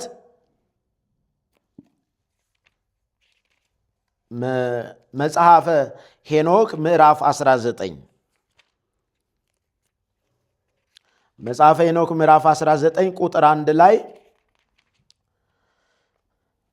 በዚያችም ቀን ቅዱስ ሚካኤል የመንፈስ ቅዱስ ዕውቀት ወደ ሐዘን ይወስደኛል ያበሳጨኛል ብሎ ለቅዱስ ሩፋኤል መለሰለት ይላል። እንግዲህ መንፈስ ቅዱስን ምን አድርጎ ነው ያስቀመጠው? መላእክትን የሚያበሳጭ አድርጎ ነው ያስቀመጠው። መንፈስ ቅዱስ ግን አጽናኝ፣ ትሑት፣ ለሰው ሕይወት ጠቃሚ የሆነውን መንገድ የሚመራ የእውነት መንፈስ በመጣ ጊዜ ወደ እውነት ሁሉ ይመራችኋል የተባለውን የሚቃረን ሆኖ እንመለከተዋለን። ከዚህ የተነሳ በዚህ በመጽሐፍ ቅዱስ ውስጥ ተዳብለው ፍሬ የሌላቸው ጸሐፊያቸውም ያልታወቀ ምንጫቸው ያልታወቀ በእግዚአብሔር ቃል ውስጥ ተዳብለው ተቃርኖ ሆነው የተቀመጡት እነዚህን ይመስላሉ። ቀጥለን ደግሞ የምናያቸው አሉ። ተመልካቾቻችንና አድማጮቻችን ይህን ለምንድን ነው ስንል እውነትን በመረዳት በእውነት መንገድ በሕይወት መንገድ በጽድቅ መንገድ መመራትና መጓዝ ይገባን ዘንድ አጥልለን አንድ ነገር ከቆሻሻ ተጠሎ እንደሚጠጣ ሁሉ አጥልለንና እውነትን ለይተን እንረዳ ዘንድ እንደዚህ መመርመር ማወቅ ያስፈልጋል። ከዚህ አንጻር ነው ዛሬ እንግዲህ መጽሐፍ ቅዱስ ውስጥ ተዳብለው ያሉትን እንዲሁም ደግሞ በኢትዮጵያ ኦርቶዶክስ ተዋሕዶ ቤተ ክርስቲያን ብቻ 80 አሃዱ መጽሐፍ ቅዱስ ተብለው ከተያዙት ውስጥ እነዚህን ከብዙዎቹ በጥቂቱ ወደ እናንተ እያደረስን እንገኛለን፣ እንቀጥላለን። ተመልካቾቻችንም በደንብ እንግዲህ ቀሲስ እየተናገሩት ደጋግማችሁ ካላዳመጣችሁት በስተቀር ነገሩ ሊገርማችሁ ላይችል ይችላል። እና ቅዱሳን መጽሐፍትን ደግሞ ወደኋላ ሄዳችሁ ካላነበባችኋቸው በጣም ነገሩ ቀላል ሊመስላችሁ ይችላል። የመጀመሪያ ያነሱት ምንድን ነው ያሉት? እግዚአብሔር ሔዋንን የፈጠራት ከመላእክት ጋር ተማክሮ ተነጋግሮ ነው። በጣም ይገርማል። ቤተ ክርስቲያን ግን በአዋልድ መጽሐፍት በሌሎች እኮ ወይ ተማከረ ምስለ መላእክት ትላለች እኮ ወተከለ ሰለስተ ዕፀ ሕይወት ምናምን ከሚለው ላይ ወይ ተማከረ ምስለ መላእክት ከመላእክቱ ጋር አልተማከረም ትላለች እኮ ራሷ። እስኪ እዩት፣ ያቋቋም መምህራን፣ የድጓ መምህራን እዩት፣ የመጽሐፍ መምህራን እዩት እንጂ ይህንን እኔ ምን ጋራ ነው የምታገና? ምኑና ምኑን ነው? ኧረ ወጥ የሆነ ነገር እንኳ ይኑራችሁ። ወይ ጨርሳችሁ ካዱ፣ ወይ ጨርሳችሁ ደግሞ ተውትና ቅዱሱን የእግዚአብሔርን ቃል ተከተሉ። ይጣላል እኮ እናንተ መጽሐፍ ቅዱስ እዚህ ዕብራውያን ማን ነው ሮሜ መጽሐፍ ምዕራፍ 11 ቁጥር 34 ላይ የጌታን ልብ ያወቀው ማን ነው? ማን ያወቀው? ሚካኤል፣ ገብርኤል፣ እናንተ እንደምትሉት ሌላውን መልአክ አይደለም። ወይስ አማካሪው ማን ነው ይላል። ማን ነው ያማከረው? ልትመልስለት ትችላለህ? አትችልም። ወይስ ብድራቱን ይመልስ ዘንድ ለእርሱ አስቀድሞ የሰጠው ማን ነው? በእውነት ማን ነው? ለእግዚአብሔር ይህን አድርገህልኛል ብሎ ብድራት የመለሰልን ማን ነው? በጣም የሚገርመው ቀጥ የማነበውን ስሙኝ። ሁሉ ከርሱና ይላል። ከማን? ከርሱ። ከማን? ከእግዚአብሔር። ከዛስ በርሱ፣ ሁሉ በርሱ፣ ከርሱ በርሱ ለርሱ ይልና ለዘላለም ክብር ይሁን ይላል። እንግዲህ ሐዋርያው በጥንቃቄ የተናገረው የእግዚአብሔር አማካሪ፣ የእግዚአብሔር ብድራቱን የመለሰለት፣ የእግዚአብሔርን ሥራ የሚያውቅ አንድም ፍጥረት የለም እያለን ከዚሁ ክፍል ላይ መላእክትን አማክሮ ሔዋንን ፈጠረ ያለው ክፍል ነው። አያ ሚካኤል የሚባል የእግዚአብሔር መልአክ ሚካኤል አይደለም። በመንፈስ ቅዱስ የሚበሳጭ ዲያብሎስ ነው። አስረግጬ ነው የምነግርህ። በመንፈስ ቅዱስ የሚበሳጭ የሚጮህ፣ አቃጠለኝ፣ አበሳጨኝ፣ አስቆጣኝ፣ አናደደኝ እያለ ለሌላው መንፈስ የሚናገር ዲያብሎስ ነው። ሚካኤል አይናገርም፣ እንደዚህ አይልም። ሚካኤል ለመንፈስ ቅዱስ ይገዛል። ሚካኤል መንፈስ ቅዱስ ነው። መንፈስ ቅዱስ እግዚአብሔር ነው። ከሥላሴ አንዱ አካል እኮ ነው። ቅዱስ ቅዱስ ቅዱስ እያሉ የሚያመሰግኑት እኮ እነ ሚካኤል ለገብርኤል ናቸው። እንዴት የሚያመሰግነውን አካል አስቆጣኝ ይላል? ምን ስላደረገ? እንጀራ ከልክሎት፣ መቁንን ከልክሎት፣ ማራ ዘኪ አትገባም ብሎት ነው። ምን ብሎ ነው መንፈስ ቅዱስ ሚካኤል የሚያበሳጨው የሚያስቆጣው? እንዴት ያለ ነገር ነው እየተደረገ ያለው? ስለዚህ በጣም እንትኑ ተመለስ የሚለው ልጓም የሚያደርግለት አካል ስለሌለ መጽሐፍ ሲበረዝ ሲመረዝም ጭምር። በነገራችን ላይ መርዝ ገዳይ ነው። የእግዚአብሔርን ቃል መርዝ ካደረግ ነው ከመረዝ ነው ይገድላል።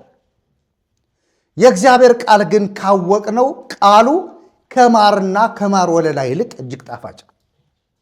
ስለዚህ ይህንን ቃል ነው የተመረዘው። እዩት፣ ይህንን እየቆረጣችሁ ላኩላችሁ፣ ይወቁት። ስተታቸው ከምን እንደሆነ ይወቁት። ጩኸት ብቻ አድንም። አላነበብከውም አንተም። እኛም አሁን ጌታ ስላበራን እንያየ ነው አይደለም? መርጌቶች፣ ቄሶች አይደለ? ኔታ አይደል? እናውቀው ነበር እንደ ሊነበብ እኮ እዛሁንን እናቴ ሚካኤል ደግሞ መንፈስ ቅዱስ ጋር ተጋጨ። መንፈስ ቅዱስ ደግሞ ሚካኤልን አበሳጨው። ይህንን የዋህ መልአክ አይደለ? አዎ፣ መልአከ ምክሩ ላብ ይሉታል እኮ ደግሞ በሌላ ቦታ ደጉን መልአክ ነበረ ስንል ነው። በዚሁም ይሄ ደግሞ እንዴት ከዚያኛው ጋር እንደሚጋጭ እስኪ ያንብቡት። ግድ የለም ነው። በዚያችም ቀን ቅዱስ ሚካኤል ለቅዱስ ሩፋኤል እንዲህ ብሎ መለሰለት፣ የመንፈስ ኃይሉ ነጥቆ ወስዶኛል። የመንፈስ ኃይሉ ነጥቆ ወስዶኛል። ወዴት? እሺ ይቀጥሉ። ለአለቆች ቅጣት ስለተሰወረች ስለ ፍርድ ጭንቀት ያበሳጨኛል። ይሄኛው ደግሞ ሌላኛው ተቃራኒ ነው። ተቃረነ ከ81ዱ ከዚህኛው። አዎ እርስ በርሱ ሁለቱ 81ዱም ደግሞ ምን ይላል? ይቃረናል። ይሄኛው 81ዱና ያኛው 81ዱ የሚቃረን ነው። ያኛው ቀድሞ የነበረው በ80 የታተመውና በ1980 የታተመውና በ2000 የታተመው ደግሞ ሰፊ ልዩነት ነው ያለው። ሰፊ ልዩነት ግን ከቃሉ ሐሳባየ ነጥቆ ወሰደኝ አይደልና እዛ ደግሞ ቀጥሎ ለሩፋኤል ነው የሚለው። በጣም የገረመኝ ምንድናቸው? ራጉኤል ገብርኤል ማን ነው ዲያብሎስን ይበቀለው? እያሙት እኮ ነው። አሁን እግዚአብሔርን እያሙ ነው። ምን መላእክቱ ማንን እያሙ ነው? እግዚአብሔርን እያሙ ሩፋኤልና ሚካኤል። ምክንያቱም የእግዚአብሔር መንፈስ ምን ካለው ካበሳጨው ለሩፋኤል እግዚአብሔርን እያማለት ነው። ይገርም እኮ በጣም እኮ ይገርማል እኮ። እና ወገኖቼ በጣም በጣም በጣም ራሳችሁን እንዲህ ካለ አደጋ ልትከላከሉ ያስፈልጋል። ከዚህ አደጋ ካልወጣችሁ እናንተ የዋሃን ምዕመናን፣ ምናልባትም አንዳንድ ምዕመናን እኔንም በግል ያገኛችሁኝ ደውላችሁ በስልክ ያዋራችሁኝ እዛ ውስጥ ያላችሁ ምዕመናን፣ ግራ የተጋባችሁ ምዕመናን፣ እውነቱ ይሄ ነው። በቤተ ክርስቲያን ውስጥ የተቀመጠው የቅዱሳን መጻሕፍት ብርዘት ይሄን ይመስላል። ስለዚህ እነዚህን መጻሕፍት እያነበባችሁ የምትከተሉትን ተከተሉ። ሚካኤልን የሚያበሳጭ አምላክ የለም። ሚካኤል የሚገዛለት እንጂ ሚካኤል የሚበሳጭበት አምላክ የለም። ሚካኤል የሚንበረከክለት እንጂ ሚካኤል እንደፈለገ የሚያማው እግዚአብሔር የለም። እግዚአብሔር መንፈስ ቅዱስ ስለሆነ ምንድን ነው እያሉን ያለ ብላችሁ ጠይቁ። ይህንን መጽሐፍ ነው ወስደው ከእነዜና መዋዕል ቀጥለው ያስቀመጡት መጽሐፍ።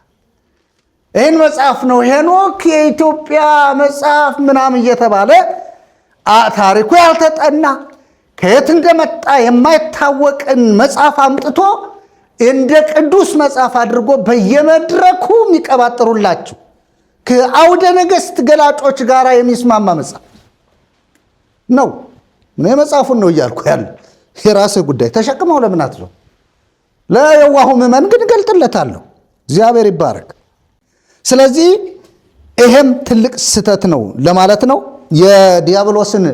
ዲያብሎስ ለአዳም አልሰግድ ብሎ መውደቁን እስኪ እሱንም ደግሞ ክፍሉን እናየዋለን ማለት ነው። ቀጥሎ ያለው ደግሞ እንዲህ እኮ እንደሆነ እኔ እንዲያው በጣም የሚገርመኝ እንደ ቅድም ብለነዋል። ይሄ ሚካኤል ለሩፋኤል ነገረው የሚለው እግዚአብሔር በእውነት የሚታማ አምላክ ነው። ሐመይዎ ለእግዚአብሔር ይክልኑ ሰሪ አማድ እና ይህንን አሁን ደግሞ መላእክት አሙት ይላል። ሚካኤልና ሩፋኤል ተነጋገሩበት በመንፈስ ቅዱስ ጉዳይ። አበሳጨኝ፣ አስቆጣኝ እያለ ሚካኤል ለሩፋኤል አያችሁ እንዴት አድርገው። አሁን እኮ የሩፋኤል ታሪክ ከዚሁ መጽሐፍ ላይ ብናየው ጉድ እኮ ነው። ሩፋኤል ማን ነው የሚለውን ሁሉ ምናየውን ማየታችን አይቀሬ ጉዳይ ነው።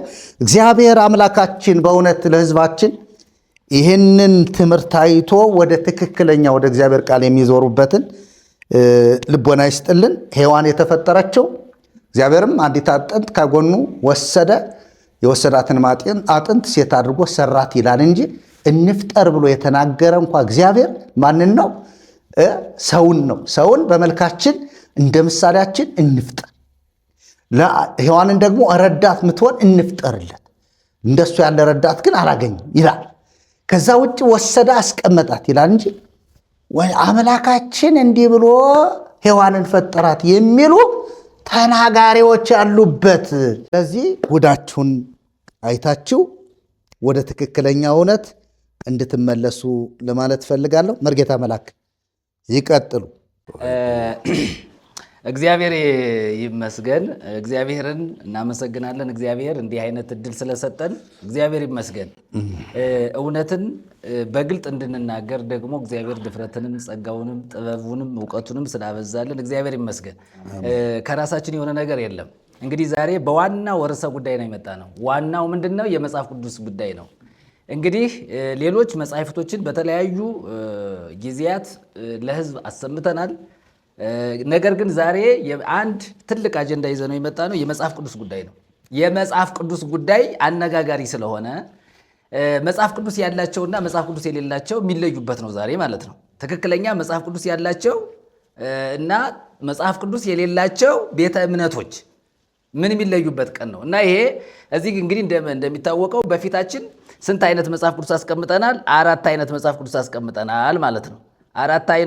3 አይነት አስቀምጠናል። 3ቱም ምንድን ናቸው? የተለያዩ ናቸው። ለምሳሌ ይሄኛው 66ቱ መጽሐፍ ቅዱስ በትክክል ያልተጨመረበት ያልተቀነሰበት እስትንፋሰ እግዚአብሔር እንደሆነ ዛሬም በስልጣን በኃይል የሚታወቀው በስራ ላይ ያለው ይሄ ነው። በስራ ላይ ያለው ያልተበረዘው ዓለም አቀፍ አብያተ ክርስቲያናት የተስማሙበት በአገልግሎት ላይ እውቅና ተሰጥቶት ስልጣኑ ያልተቀነሰ ስልጣኑ ያልተበረዘ ሕያውነቱ ያልተቀየረ መጽሐፍ ይሄኛው 66ቱ መጽሐፍ ነው ማለት ነው። ይሄ በልሳነ ግዕዝ ደግሞ መጽሐፍ ቅዱስ ዘብሉይ ወዘሐዲስ በልሳነ ግዕዝ የሚለው መጽሐፍ ይሄ በራሱ ይሄ መጽሐፍ እንደ ቋንቋ ስንመጣ እንግዲህ ግዕዝን በቋንቋነቱ እንቀበልበታለሁ። ግን እዚህ ጋር ስንመጣ ግን የእስትንፋሰ እግዚአብሔርን ለመቀየር ሰዎች በክፋት የተጠቀሙበት ቋንቋ ስለሆነ ቋንቋውም ራሱ ችግር እንዳለበት በቋንቋ የገባ ስህተት አለ። እዚህ በግዕዝ ቋንቋ ተሸፍኖ የገባ ስህተት ስላለ ግዕዙም ላይ ችግር አለ ማለት ነው። ስለዚህ መጽሐፍ ቅዱስን ከግሪክም እንደገና ከዕብራይስጡም ከአራማይኩም ነጥለው በራሳቸው በግዕዝ ቋንቋ መጽሐፍ ቅዱስ ሲተረጉሙ ሲያብራሩ የተሳሳተ እትም እንደሆነ የኢትዮጵያ ሕዝብ እንዲያውቅ ጭምር ነው። ግዕዝ አምላክ አይደለም፣ ግዕዝ ቋንቋ ነው። ግዕዝ ከሰው ጋር የመግባቢያ ቋንቋ እንጂ ይሄ የመለኮት ስልጣንና የመላእክት ቋንቋ እንዳልሆነም ማህበረሰቡ ማወቅ መቻል አለበት። ስለዚህ በግዕዝ ቋንቋ የተጻፈው የ2000 እትም መጽሐፍ ቅዱስ የተበረዘ የተደለዘ የተዋሸበት ነገር ስለሆነ በግዕዝ ቋንቋም ስህተት ውስጥ ወደ ቤተክርስቲያን ገብቷል። ስህተት ገብቷል የጎላ ማለት ነው። ይሄኛው እንግዲህ ሁለቱንም ስናመለካክት እነዚህ ሁለቱ መጽሐፍት ደግሞ ምንድናቸው? 80 አሐዱ መጽሐፍ ናቸው። 80 አሐዱ ሆነው ግን እርስ በርሳቸው ደግሞ ምን አይሉም። እንደዚህ አሁን ለምሳሌ ሆድና ጀርባ ሆነዋል ማለት ነው። ሆድና ጀርባ ሆነዋል። ሁለቱ 80 አሐዱ ናቸው። ሁለቱ ደግሞ ምን አይሉም፣ አይግባቡም። እዚህ ጋር የተቀመጠው ሐሳብና እዚህ ጋር በ2000 እትም ላይ የተቀመጠው ይሄ በ1980 የታተመው ነው። ይሄ በ2000 የታተመው መጽሐፍ ነው። ስለዚህ ግን ሁለቱ ምንድን ናቸው? በቁጥር 81 ናቸው። ግን በሐሳብ ደረጃ ቃላት በመቀነስ ቃላት በመጨመር በማጉደል ሁለቱ ይለያያሉ። የሚገርመው ነገር ግን የኢትዮጵያ ኦርቶዶክስ ተዋሕዶ ቤተክርስቲያን ይህንን ትቀበላለች፣ ይህንን ደግሞ አጥፍታለች። አሁን እንግዲህ ቤተክርስቲያንን ስንሞግት ዝም ብለን አይደለም። እነዚህ መጽሐፍቶችን በምንመለከትበት ጊዜ ዋና መረጃችን ወይም ደግሞ ትክክለኛ ነው ብለን የምንበይንበት ወይም ደግሞ ትክክል ይሄኛው ነው ብለን ልንናገር የምንችለው 66 መጽሐፍ ቅዱስ ብቻ ነው። ስለዚህ በዚህ በመጽሐፍ ቅዱስ ላይ የተዋሸውን ውሸት ለመናገር ብዙ መረጃዎችን ወደ እናንተ እናቀርባለን እና አንደኛ በ66ቱ መጽሐፍ ቅዱስ የሌለ ስርዓት፣ ሕግ፣ ደንብ ከተፈጥሮ ውጭ የሆነ በ80 አሐዱ መጽሐፍ ቅዱስ ላይ የተዋሸ ብዙ ነገር ማየት እንችላለን። እንደው አንድ ነገር ላንሳ መጽሐፈ ሄኖክን እናንሳና አንድ ነገር መረጃ ስለሚፈለግ ማለት ነው። መጽሐፈ ሄኖክን እናንሳውና ከዚያ በኋላ እንሄዳለን። በጣም ከገረመኝ ነገር ነው። ከተፈጥሮ ሕግ ውጭ የሆነ ኦርቶዶክስ ቤተክርስቲያን ታስተምራለች ብለን ስንናገር ያለ ማስረጃ አይደለም።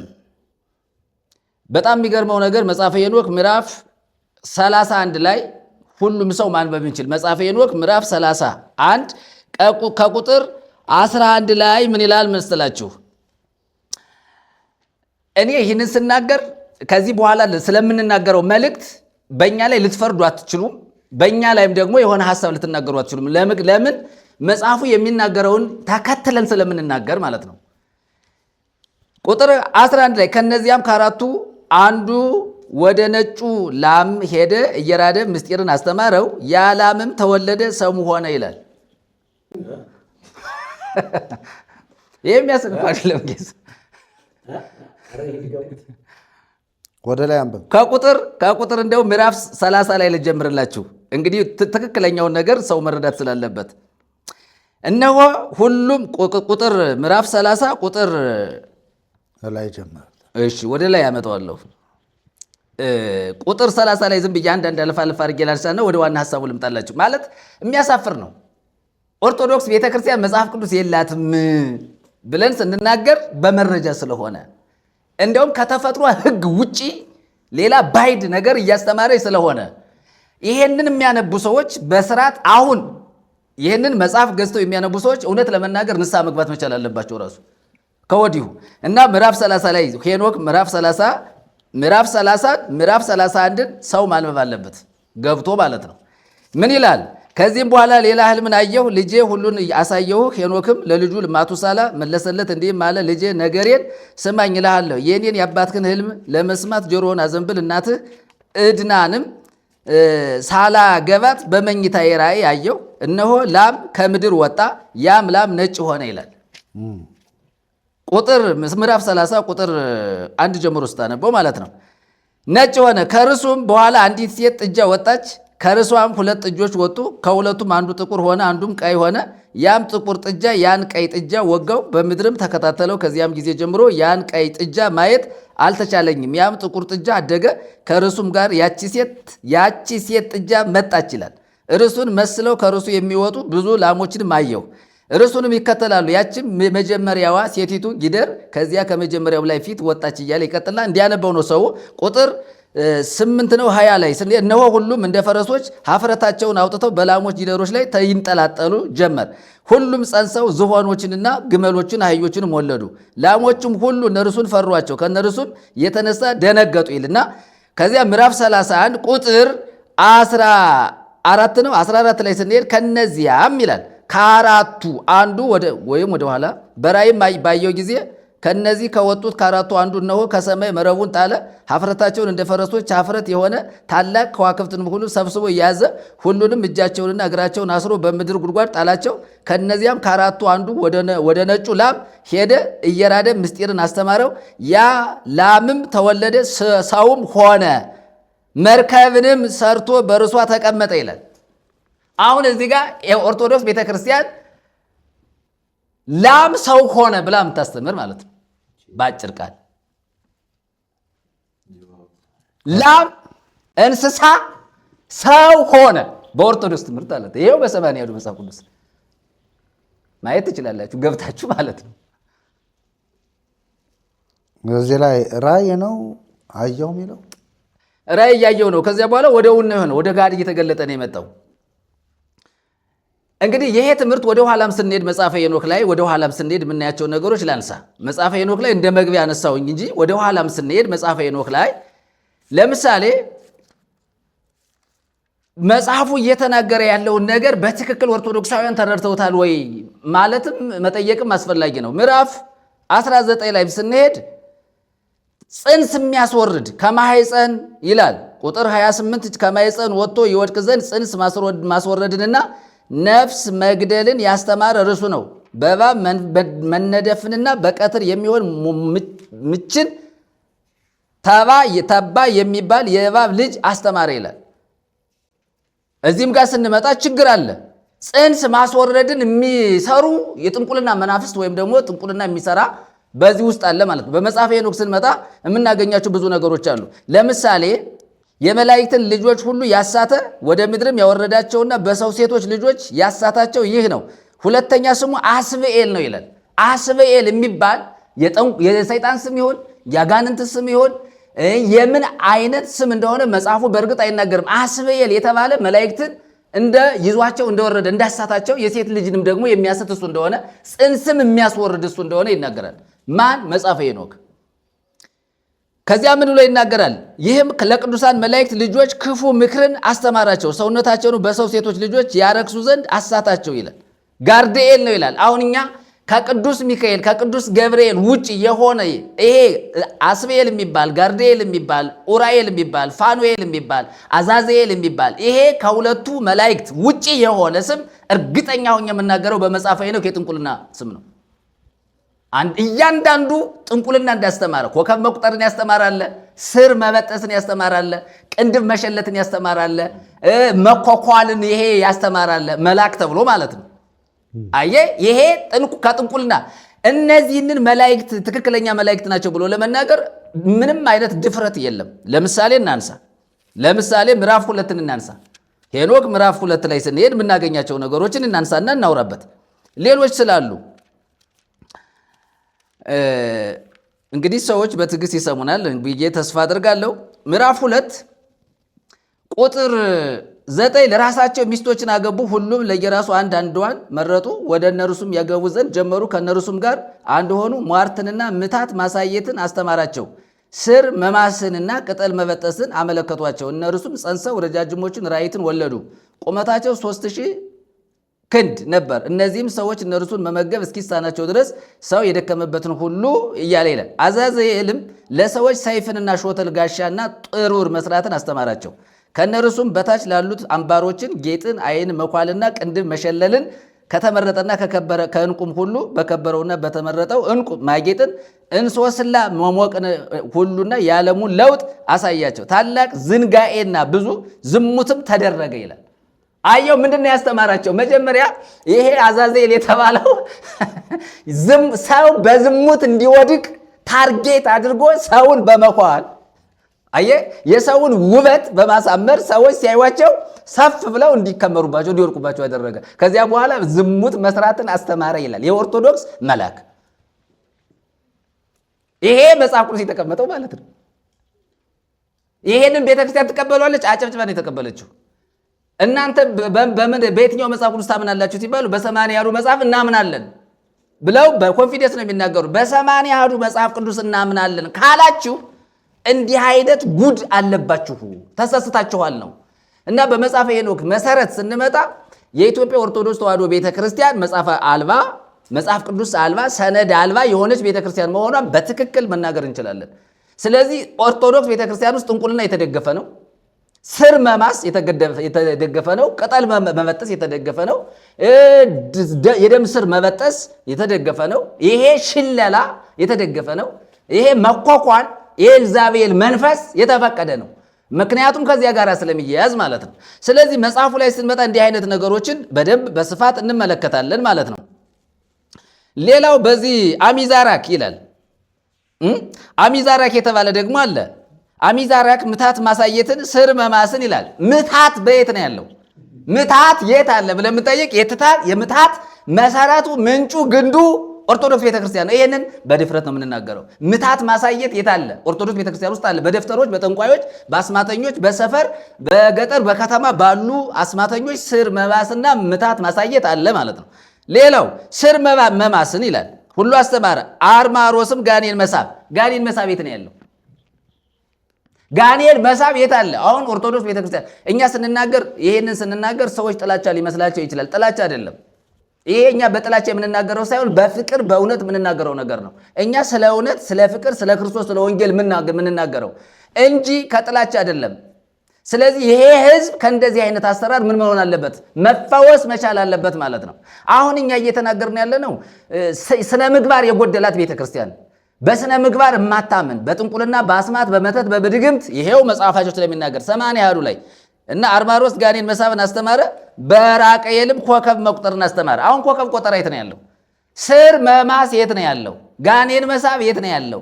ቅንድብ መሸል ይሄ መኳኳል የት ነው ያለው? ጋኔን መሳብ የት ነው ያለው? ይሄ መጽሐፉ በደንብ አድርጎ የሚናገረው ሐሳብ ነው። ከዚያስ ምን ብሎ ይናገራል? ኮክብኤልም ምልክት ማሳየትን አስተማረ። ምልክት ለምሳሌ የፈርዖን ጠንቋዮች እናያለን። አሁን ለምሳሌ ጥንቁልና ምንድን ነው? እግዚአብሔር ጥበብ ነው ተብሎ ነው። አየህ፣ ምልክት ማሳየት፣ በረድ ማዝነም፣ ዝናብ ማዝነም፣ ማቆም፣ ማገት፣ መከልከል፣ እንደዚህ አይነት ነገሮች ምልክት ናቸው አይደለ? የጥበብ ውጤቶች ናቸው። እንደውም ባለፈው አንድ የቤተክርስቲያን አባት በጣም የድሮ የጥንት ቤተክርስቲያን ሲያገለገሉ የኖሩ አባት ወደ ሚዲያ መጥተው ቃለ መጠይቅ ሲደረግላቸው ጥበቡን እኮ አጠፋ ነው በራሳችን አሉ። እና አሞራ ከአሞራ ጋር የሚያጋጭ ጥበብ ሰዎች በአሞራ ተሰውረው በወፍ ተሰውረው በደመና ይሄዱ እንደነበረ ይናገራሉ እሳቸው። የሚገርመው ነገር ማለት ነው። እኔ በጣም ነው የገረመኝ። ምን እያሉ ነው የሚናገሩ? ኢንተርቪው እየተደረጉ አንዱ በአሞራ ተሰውሮ ሌላኛውም በአሞራ ተሰውሮ አየር ላይ ማለት ነው አየር ላይ እርስ በርሳቸው ይጋጩ ነበረ። ፕሌን ከሆነ ነገር ጋር እንደሚጋጨው ማለት ነው። እና ጠንቋዮች እርስ በርሳቸው በተጫኑበት እንስሳ ወፍ ሊሆን ይችላል፣ አሞራ ሊሆን ይችላል፣ ጉጉት ሊሆን ይችላል፣ ብቻ በእንስሳ ተሰውረው ከቦታ ወደ ቦታ ይንቀሳቀሱ እንደነበረ ያ አይነት ጥበቡ ዛሬ ቀረ፣ ቤተ ክርስቲያን ጥበብ አልባ ሆነች እያሉ ይህንን ቁጭ ብለው ይናገራሉ። ይሄ የሚያሳፍር ነው። ይሄው መጽሐፉ ላይ የተቀመጠ በተግባርም በሊቃውንቱ መካከል የታወቀ ነው።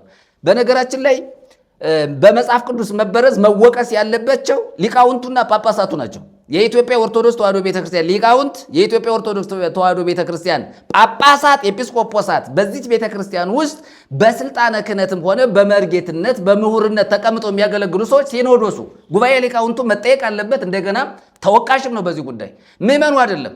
ይሄ መጽሐፍ ተበርዞ እንዲመጣ ወደ ህዝብ እንዲደርስ ያደረጉ እነሱ ዝምታ ስላበዙ ነው። እና ይህንን ነገር እንደዚህ ይናገራል።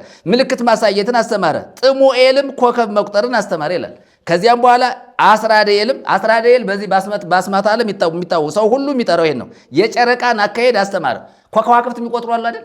ኦርቶዶክስ ቤተክርስቲያን እኮ ከዋክብት የሚቆጥሩ አሉ እኮ። ከዋክብትን የሚቆጥሩ የፀሐይ መውጣት መግባትን፣ የጨረቃን መውጣት መግባት፣ እንደገና የከዋክብትን ስነ ከዋክብትን ሁሉ የሚመራመሩ ጠንቋዮች አሉ እኮ። ዛሬ እነዚህ የተማሩ ጥበበኞች ተብለው ዓለም የሚያደንቃቸው ሰዎች በአንድ በኩል ደግሞ ጠንቋዮች መሆናቸውን ሰው መርሳት የለበትም። ጠንቋዮችም ናቸው።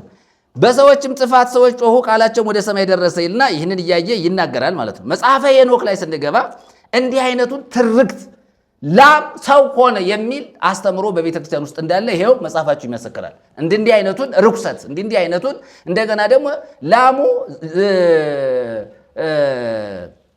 ዝሆን ወለደ። እንዴት ያለ ጉድ እኮ ነው! ላም ዝሆን ወለደ የሚል ትምህርት አስብ እንግዲህ። ይሄ ከተፈጥሮ ሕግ ውጭ ነው። ሌላው እንደው ማንሳት የምፈልገው ኋላ መጣበታለሁ፣ ከቅዱሳት መጻሕፍት በቃላት ጉዳይ ላይ የተነገሩት ሐሳቦችን ላንሳ። ለምሳሌ በእግዚአብሔር ቃል ላይ አንደኛ ድፍረታቸው በጣም የሚያሳዝን ነው።